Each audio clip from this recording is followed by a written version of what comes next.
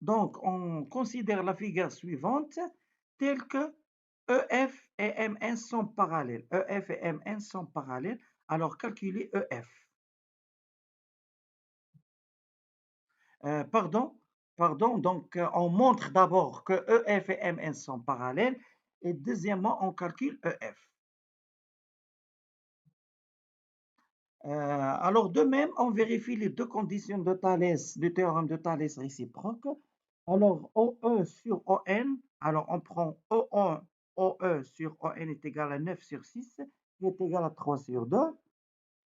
Et OF sur OM est égal à 21 sur 14, qui est égal à 3 sur 2. Alors, les deux rapports sont égaux. Voilà. Donc, c'est la première condition de Thalès est vérifiée. Voilà.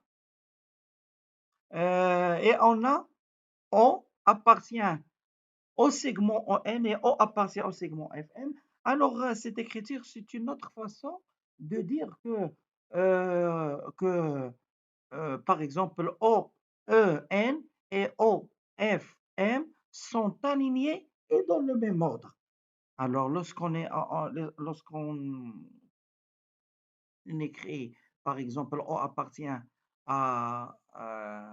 au segment EN, ça veut dire E se trouve entre E et N. Voilà, E, O entre à l'intérieur de ce segment et aussi à l'intérieur de ce segment M et F.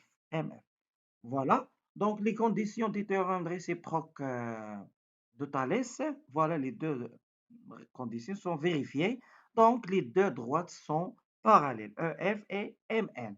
Alors, puisque maintenant, on a les deux droites sont parallèles, alors la condition ou le théorème maintenant est complet. Donc, on peut,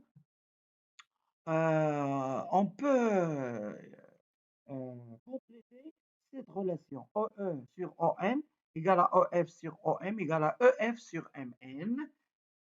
Et ce rapport est égal à 3 sur 2, d'après la première question.